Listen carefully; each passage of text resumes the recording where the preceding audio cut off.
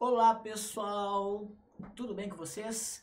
Meu nome é Alexandre Menendez, professor de espanhol. Nós vamos hoje aí falar sobre a prova do Enem, ver aí algumas dicas, como é que é essa prova, como é que a gente deve fazer essa prova, como é que fica a melhor forma de fazer essa prova, o que pode aparecer no próximo Enem, tudo aquilo aí que é importante para vocês, até para tranquilizar muitas vezes, porque a pessoa fica com aquela ansiedade, tá chegando a prova e agora, o que eu vou fazer? Então, primeiro calma aí, né, pessoal, porque a prova do Enem de espanhol é uma prova bem boa de fazer, né? Não fica com aquela ansiedade enlouquecido porque vai estar difícil, não vai estar difícil. É uma das provas mais fáceis que vocês vão ter aí, é a prova de espanhol. Então, a gente tem que apenas entender assim como é que eu vou fazer essa prova, como é que eu vou, né, para poder tentar chegar ali aos 5 acertos, de repente 4 acertos, porque se eu fizer 4 acertos de 5 tá, é uma ótima nota. Se eu gabaritar, melhor ainda, é óbvio. Então uma das dicas é a seguinte: olhar as questões primeiro, para depois ver qual é a melhor para a gente começar. Eu não vou pegar e vou pegar a primeira questão, já vou fazendo a primeira questão. Não, eu vou dar uma olhada por cima. Por exemplo, eu coloquei aqui um texto publicitário. Se eu pego uma prova e eu vejo que tem um texto publicitário, eu vou começar pelo texto publicitário. Né? Isso é uma coisa porque nós temos aí a imagem, uma partezinha escrita, a linguagem verbal, não verbal, que facilita muito a minha vida. Né? Então, essa é a parte boa, né? Quando a gente começa uma prova e vê um cartaz, tem que ficar feliz. Né? Tem chance de aparecer cartaz? Claro que tem. Né? E campanha publicitária pode vir de qualquer coisa, campanha do governo, coisa assim. Essa campanha que eu trouxe aqui para vocês do Greenpeace, que foi uma questão Enem. Então, que é uma questão bem boa de fazer, porque eu olho a imagem, eu já vejo, a imagem me dá muita informação, né? Eu tenho ali, por exemplo, olhem só, uma cara ressecada, lá atrás fumaça, poluição, né? Eu tenho várias informações aqui. E aí eu tenho embaixo falando Greenpeace, né? Greenpeace Chile. E aí nós temos a linguagem verbal. Eu posso pegar e já analisar, ler a linguagem verbal e depois ver o que a pessoa está pedindo, como você se sentir melhor. Eu acho muito difícil quando tem um cartaz, a gente não olhar para o cartaz, né? É ir direto para o enunciado. Eu acho muito difícil. Agora, eu quero olhar para o enunciado primeiro para depois ir para o cartaz, ok. Né? Como você se sentir melhor. Eu gosto de analisar a imagem pelo menos. Aí eu vou pro enunciado. Pessoal, o enunciado é sempre em português. As alternativas sempre são em português. Que barbada! Sim, não tem questão pedindo ali um enunciado em espanhol, as alternativas em espanhol, onde pode confundir. Não tem isso. Vocês vão ter que ter sempre cuidado com a parte escrita. Né? O texto, a mensagem que está ali, é esse o cuidado que a gente tem que ter. Bom, olhei o enunciado. Uma outra coisa importante é a gente separar o que está pedindo, né? O texto publicitário objetiva a adesão do público a uma campanha ambiental. Campanha ambiental. Legal, já temos uma campanha ambiental. Eu separaria, riscaria, né? A relação estabelecida entre o enunciado localizadas da planeta terrestre a ti e os elementos não verbais pressupõem que as atitudes negativas do homem para com o planeta, atitudes negativas do homem para com o planeta vão fazer o quê? Vão acelerar, provocar, aumentar, prejudicar ou causar. Eu tenho as palavrinhas-chave ali. Bom, olhei de novo o cartazinho, olhei ali a mensagem. O que a pessoa faz para o planeta faz para si mesmo, faz para ti. Por mais que eu não saiba muito bem espanhol, eu acho que não é um problema, né? A gente consegue aí, ou consegue analisar bem tranquilamente, sem ter assim, eu sei muito de espanhol. Não, pessoal, vai tranquilo, é uma questão boa. Então, analisei o que eu faço para o planeta, eu faço para mim mesmo, né? Tem ali a imagem, acelera o envelhecimento da pele. Nem pensar, né, pessoal? Como assim acelera o envelhecimento da pele? Provoca ocorrência de seca. Não, é óbvio que nós temos problemas ambientais, né? Aumenta o dano atmosférico, de fumaça lá, poluição. Mas está falando que a pessoa faz para si mesmo. Então prejudicam o próprio homem. Gabarito seria a letra D. É uma questão difícil? Não, não é. Essa está entre as questões fáceis do Enem. Vocês vão ter aí 3 questões fáceis na prova do Enem. 3 questões que vão ser para começar a prova. Né? Uma prova bem tranquila. Uma outra possibilidade de questão seria a charge. Às vezes aparece charge, cartaz, às vezes só charge, às vezes só cartaz. A mesma coisa aqui. Eu vou no enunciado, olho o que está. Eu posso olhar a imagem? Posso. Tudo bem. Eu acho melhor, às vezes, ir para o enunciado para ganhar tempo, mas se a gente está com tempo, olhei a imagem, vi 2 pessoas ali, estão conversando, vou no enunciado. A charge evoca uma situação de assombro frente a uma realidade que assola as sociedades contemporâneas. Estão assombrados, espantados. Seu efeito humorístico reside na crítica diante do quê? Eu tenho que procurar onde está o efeito humorístico. Na crítica diante do quê? Qual que é a crítica que me dá o efeito de humorístico? Na TV que está ao lado deles, fala assim, guerra, crise, insegurança, miséria, violência, luxo, obsceno.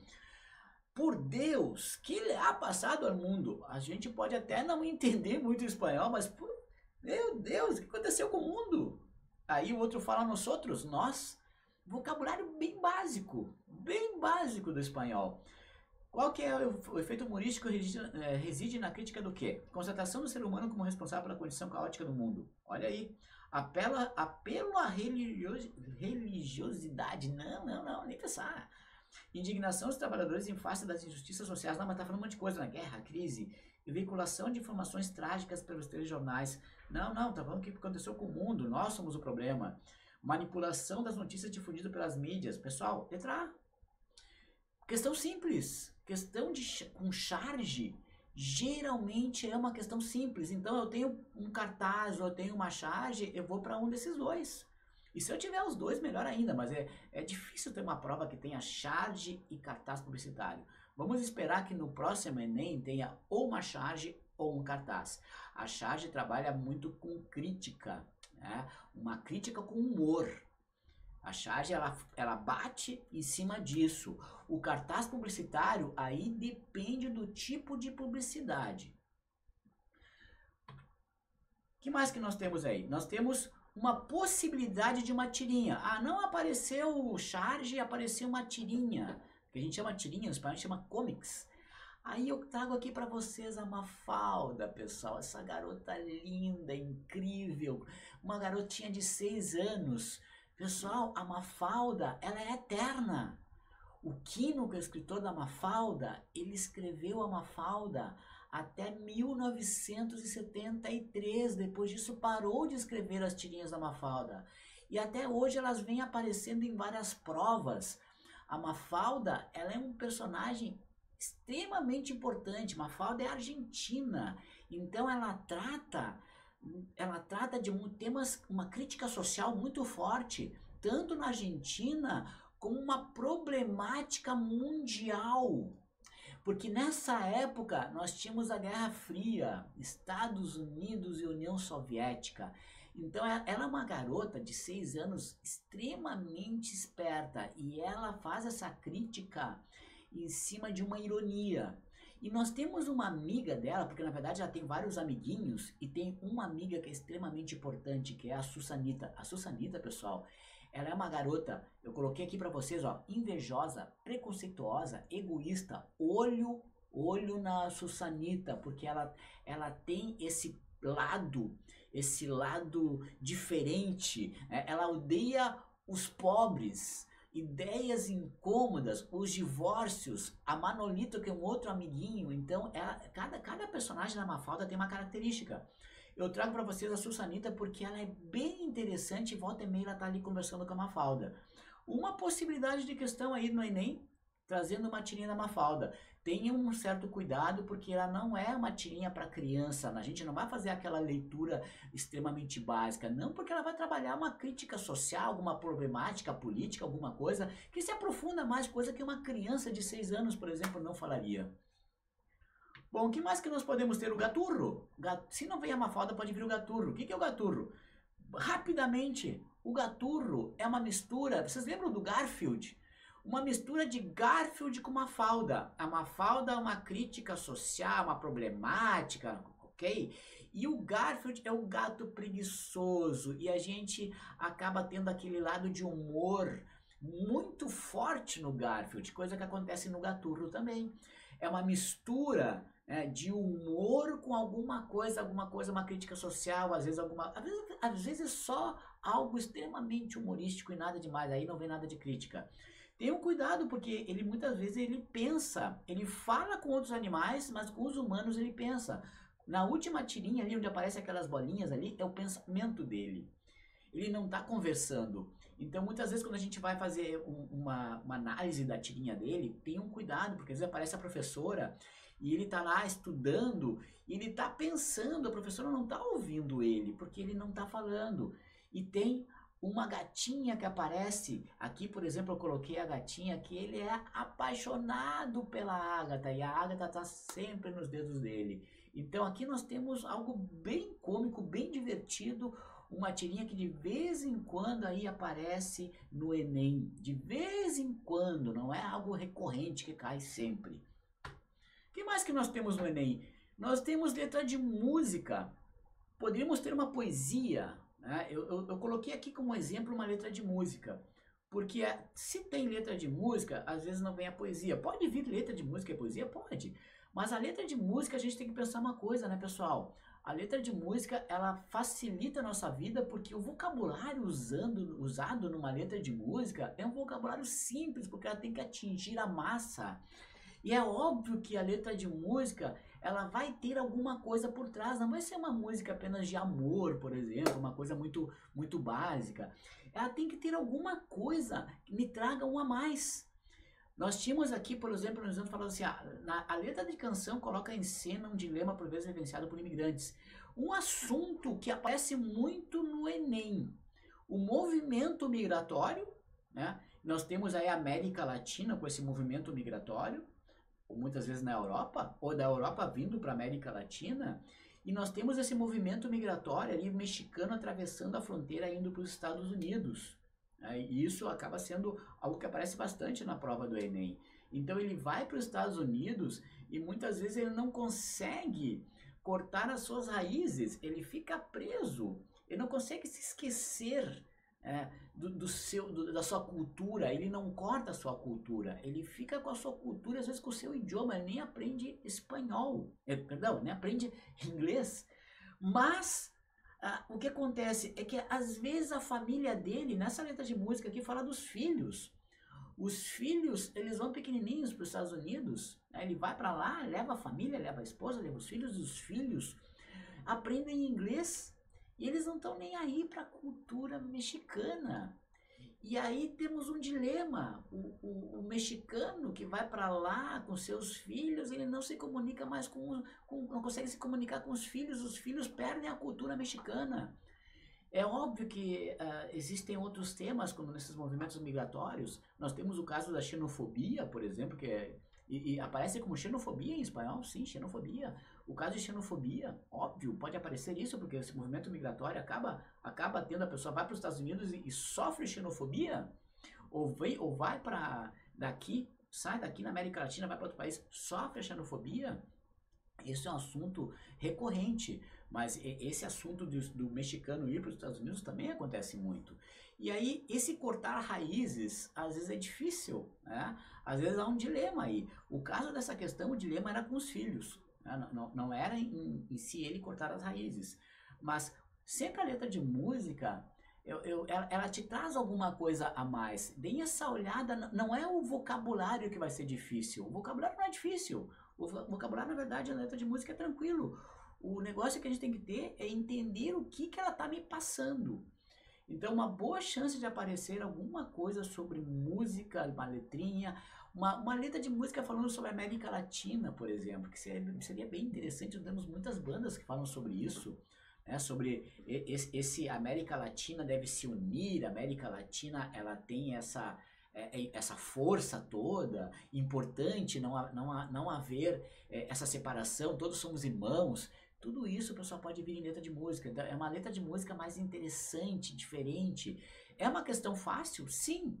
O cuidado que eu tenho que ter com poesia, porque às vezes a pessoa não está acostumada com uma poesia. A letra de música acaba sendo mais fácil muitas vezes que a poesia.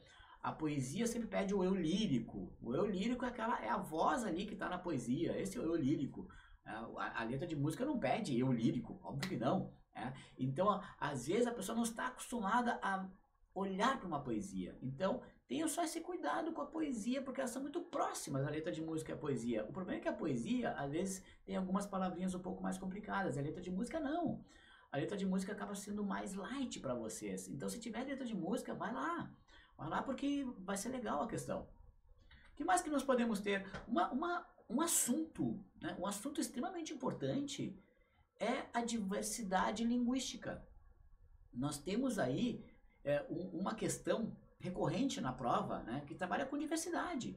Mas quando a gente pensa em diversidade, pessoal, não é só diversidade linguística, porque nós podemos ter a diversidade cultural. Então aqui eu trago para vocês uma ideia mais ampla. Olhem só, eu tenho diversidade linguística, que são essas diferenças que vão ocorrer aí na América Latina, na Espanha. No próprio Brasil nós temos uma diversidade linguística. Pensem assim, imaginem, por exemplo, na América Latina. Mas essa diversidade linguística, ela se interlaça com uma diversidade cultural. Na verdade, nós temos elas vão se fala assim, ó, elas estão juntas, né, juntas. Porque se nós temos uma diversidade cultural, é meio que óbvio que vai ter uma diversidade linguística. E essa diversidade cultural vem de uma diversidade étnica também muito forte. Nós temos os índios na América Latina, né? Nós temos uma mescla, como a gente fala em espanhol, uma mescla muito grande. E essa mistura toda, essa diversidade, a gente tem que aceitar essa diversidade cultural. A gente tem que aceitar a diversidade linguística. Porque existem acentos diferentes, acento é sotaque, e a gente tem que aceitar esses sotaques diferentes, que vêm dessa diversidade cultural, que está junto com a diversidade étnica.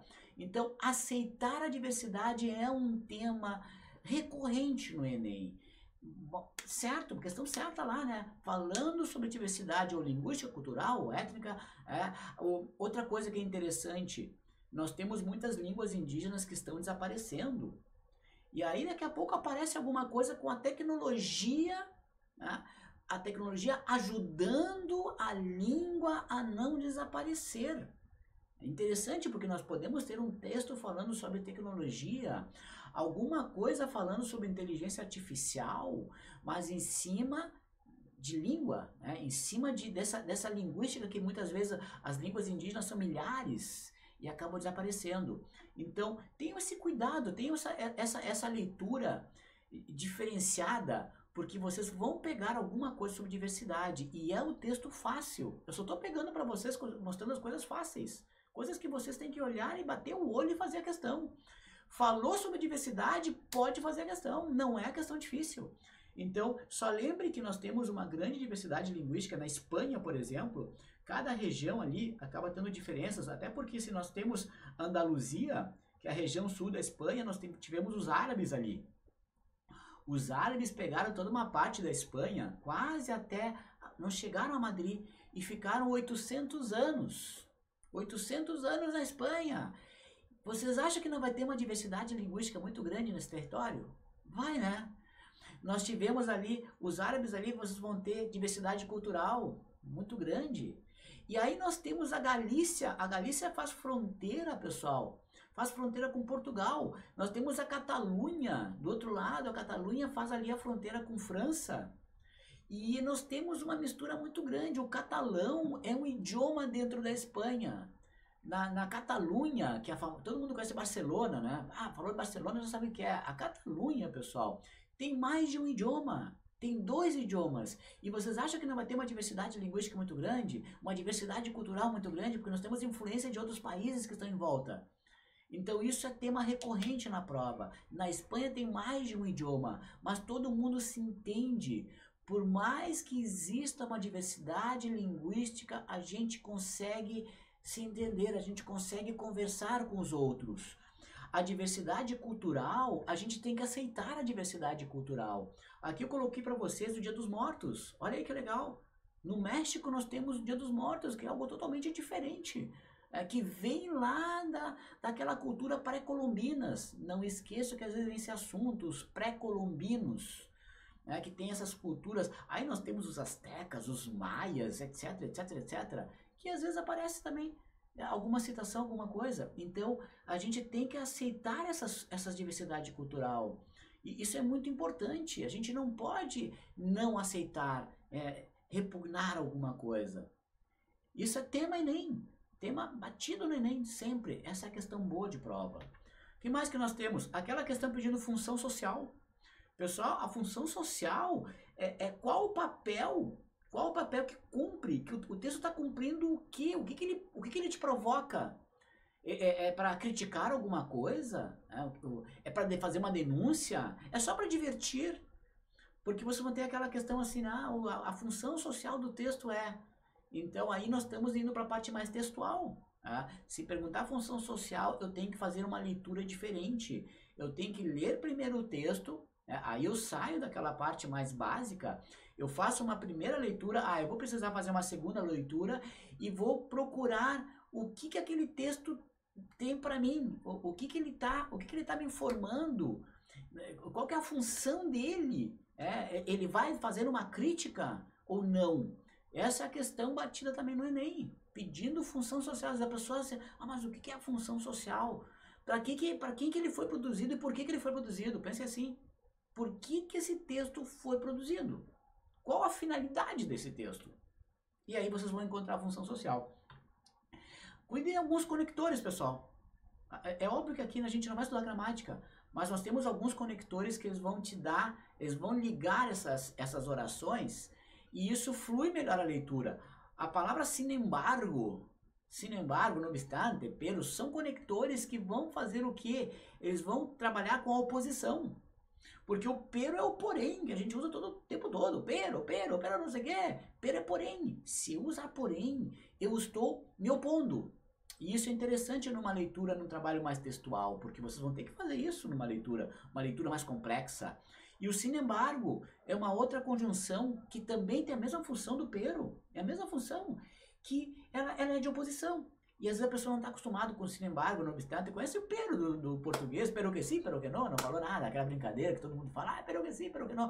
Já ouvi falar do pero, né? Pero que sim, pero que não existe, né, pessoal? Não tem pero que sim, pero que não.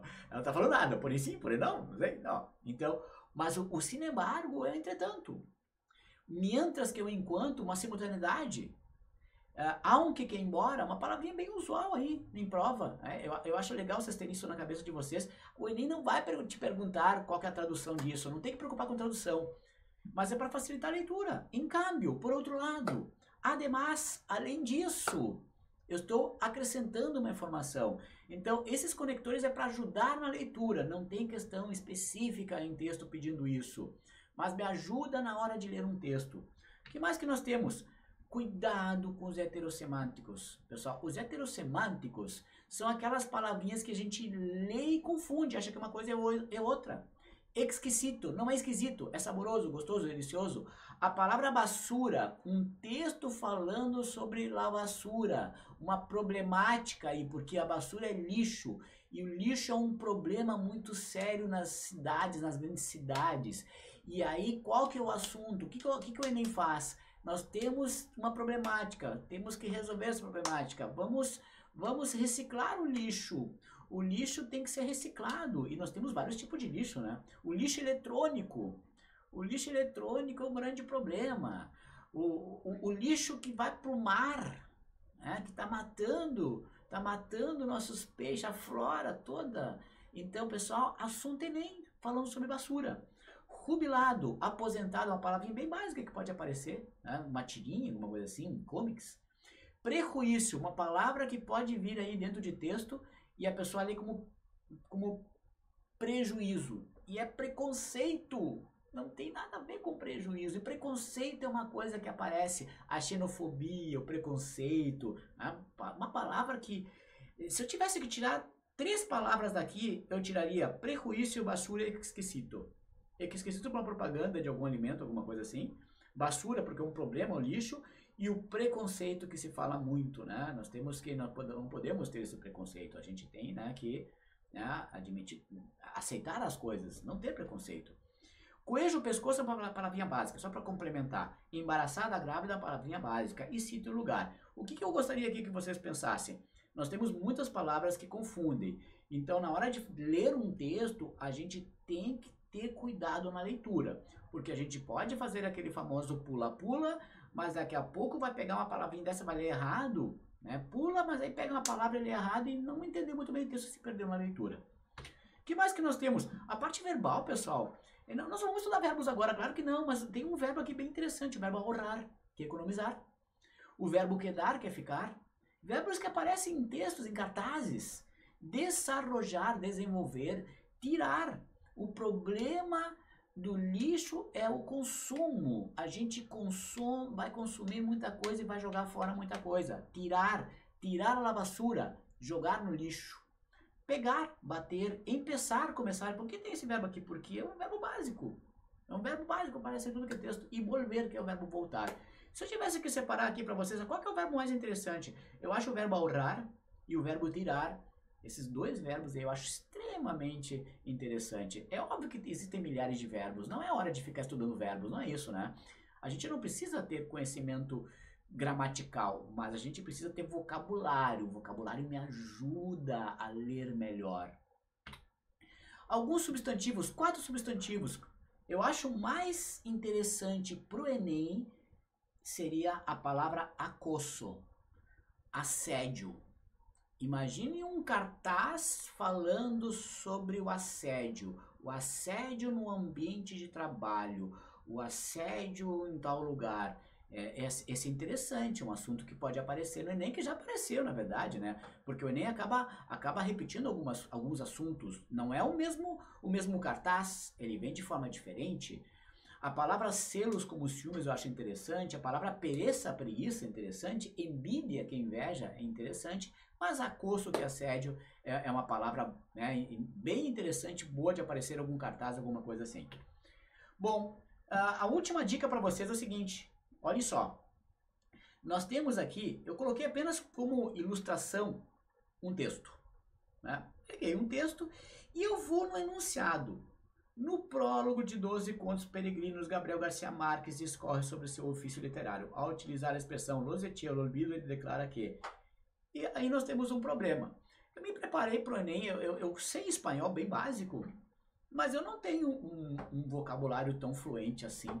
Eu estudei, fiz o meu estudo ao longo do ano, fiz várias provas e tudo mais. Tenho um conhecimento mediano ali de espanhol, até extremamente básico. Eu consigo fazer a prova com esse conhecimento básico? Claro que sim, eu não tenho que me preocupar com isso. Mas o que eu quero mostrar aqui para vocês é o seguinte, essa é a questão que a gente não vai começar. Essa é a questão que tem que ser a última da prova. Pediu um texto, uma expressão idiomática dentro do texto. O texto até não é grande, né? Na verdade é um texto pequeno, mas trabalha com uma expressão que eu não tenho a mínima ideia do que é. E aí eu tenho, e falando do Gabriel Garcia Marques, que é um escritor famoso, né? O trabalho do Gabriel Garcia Marques, já me assustei. Opa, essa é aquela questão que eu vou deixar por último. Não vou começar fazendo ela, porque eu demoraria mais que 3 minutos tentando entender. E outra coisa importante no Enem é a gente não ficar parado numa questão. Eu vou ficar aqui pensando, echei olvido, o que será isso? Aí eu vou ler, vou nas alternativas, não tenho nenhuma ideia, volto pro texto, volto para as alternativas e não consigo fazer a questão. E aí eu vou para outra e perdi 3 minutos numa prova que a gente não pode perder tempo, né? Então, se aparecer um texto desse tipo, eu não consegui, eu fui no texto, eu vou pegar só o finalzinho do texto, pra gente não se enrolar muito. O bom escritor se aprecia melhor pelo que rompe. Romper é rasgar, jogar fora. Que pelo que publica. É certo que rompi los borradores e las notas, pero isso é algo pior, los echei al olvido.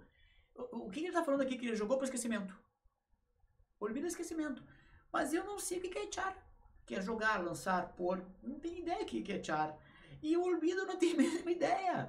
Então, ou eu tento fazer pelo que está em volta, ou eu vou, essa questão vai ali, vou ter que acabar chutando ela, porque eu vou tentar fazer por exclusão, aí eu vou lá excluir algumas coisinhas, e vou tentar por exclusão, fiquei entre duas, volto pro texto, de repente eu consigo excluir, né? Então, é óbvio que eu faria, eu não vou fazer assim, tá, vou fechar os olhos, vou marcar uma questão, não, eu vou tentar fazer a questão, óbvio, mas é a última questão. Olhei ali, botei, aí eu vou lá em cima no texto, mas eu preciso da parte final, né? Aí eu vou tentar fazer por exclusão. O ato de escrever contos demanda um esforço significativo. Qual que é o problema? O problema é que essas informações estão no texto. Mas a informação que me interessa é lá no final do texto. E no final do texto, fala, os rascunhos dos seus livros finalizados são postos de lado pelo autor. Ele joga para o esquecimento. Porque ele fala que ele não rasgou. Ele pegou as anotações dele e jogou para o esquecimento. Poxa, mas eu não consigo entender isso aqui, porque é difícil. Sim, essa seria a questão difícil da prova. Só que nem todos os anos tem uma questão tão difícil. Às vezes a expressão ela é mais fácil. A gente consegue ir no contexto e pegar pelo contexto. Isso aqui não é para assustar ninguém. Isso aqui eu tô mostrando o seguinte, pessoal. Fiz de 5 questões, eu só errei essa aqui do Gabriel Garcia Marques, aqui que falava, né, do 12 Contos Peregrinos. Só errei isso aqui. Tu fez uma ótima nota, porque essa aqui é questão difícil. Tu não errou questão fácil. Né? Então, fica a dica, né? Deixa por último, dá uma olhadinha no que tá em volta, tenta fazer, dá o teu melhor. Tu vai conseguir. Vai conseguir porque a prova do Enem de espanhol é uma prova muito boa e tu vai conseguir chegar na prova e entender o que está escrito ali. Porque tu tem as questões, os enunciados são em português, as alternativas são em português. O único grande problema é a parte textual, que pode complicar com uma expressão, um conto, a pessoa não entende o conto. Mas esse não é o problema, de 5 questões só acertou 4. Tá feliz a vida, tá ótimo. Pessoal, paramos aqui, tentei dar uma geral para vocês o que acontece na prova do Enem. Lembra sempre disso, escolhe o texto que tu vai começar. Começa pela parte mais fácil, meus queridos. É a melhor forma de fazer a prova. E confia em ti, chega com confiança. Espanhol eu vou lá para fazer 5 questões, ou eu vou gabaritar, eu vou errar uma. E é assim que a coisa funciona e vai dar certo. Um grande beijo no coração de vocês. Besos. Hasta luego.